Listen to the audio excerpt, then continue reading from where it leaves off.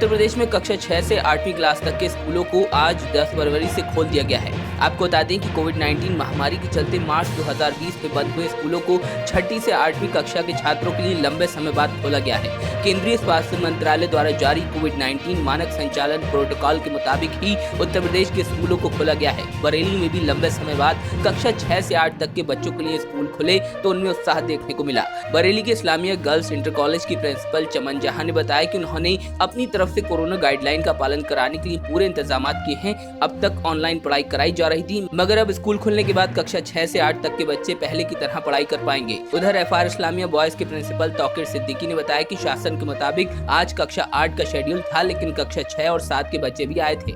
शासन के आदेश अनुसार आज 8th क्लास का शेड्यूल था, लेकिन कुछ बच्चे 6 और 7 में भी आ गए थे जानकारी के अभाव में। तो 8th क्लास में बच्चे आए थे, उनको सुचारू रूप से पढ़ाया गया जो बच्चे उपस्थित थे।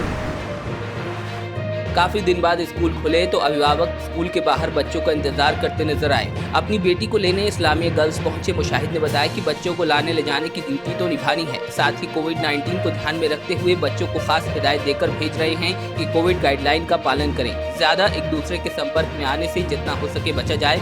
इसके अलावा बच्चों को मास्क का प्रयोग करने की हिदायत भी दे रहे हैं। बोला जाता है कि मास्क लगा के बेटा स्कूल में बैठे रहो और दूर कर बैठे रहो।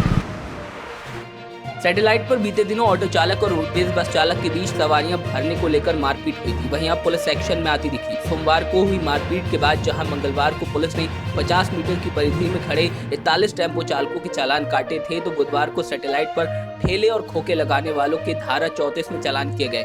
ट्रैफिक पुलिस की इस कार्रवाई से ठेला चालकों में हड़कंप मच गया। आपको बता दें कि सैटेलाइट पर लगने वाले ठेले और झुंड बनाकर खड़े होने वाले ऑटो आए दिन जाम का सबब बनते हैं, साथ ही रोडवेज बसें भी बेतरतीब ढंग से खड़ी होती हैं। बरेली पुलिस की सर्विलांस टीम ने ऐसे लोगों को राहत देने का काम किया है जिनके मोबाइल किसी वजह से गिर गए थे या चोरी हो गए थे।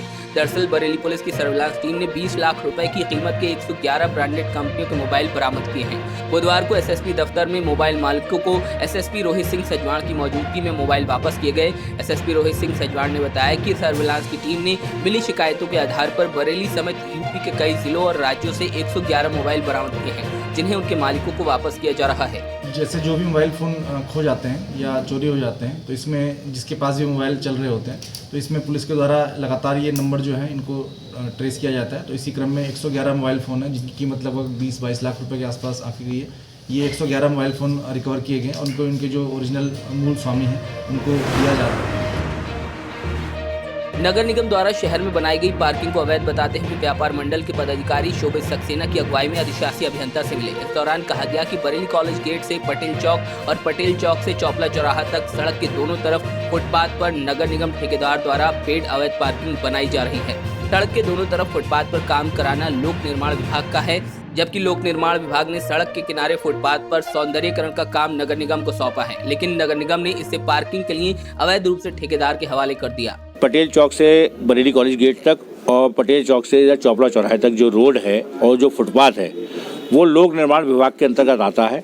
और इस संबंध में आज सुबह मेरी एक्सीडेंट साहब से फ़ोन पे वार्ता हुई थी, तो मैंने उनसे ये पूछा था कि ये क्या सड़क नगर निगम को दे दी गई है, तो उन्होंने कहा था कि नहीं भाई, ये हमने सड़क जो थी और फुटपाथ जो था नगर निगम को केवल सौंदर्यीकरण के लिए दिया था। पीडब्ल्यूडी विभाग के अधिकारियों से आज मुलाकात करी है और हमने उनसे ये कहा है कि अगर ये सड़क आपकी है और आपने सौंदर्यीकरण के लिए दी है तो कोई बात नहीं, लेकिन अगर आपने इसके किसी भी टाइप की उगाही के लिए दी है, किसी भी टाइप के यहाँ पर वो अपना शुल्क ले सकते हैं नगर निगम, उसका कोई अधिकृत लेटर या तो हमें प्रोवाइड करा दीजिए। यदि आपने किसी भी टाइप की स्वीकृति उनको नहीं दी है तो हमें ये बताइए कृपया करके कि ये क्या आपने इनको कर रहे हैं और नगर निगम उससे कैसे उगाही कर सकता है।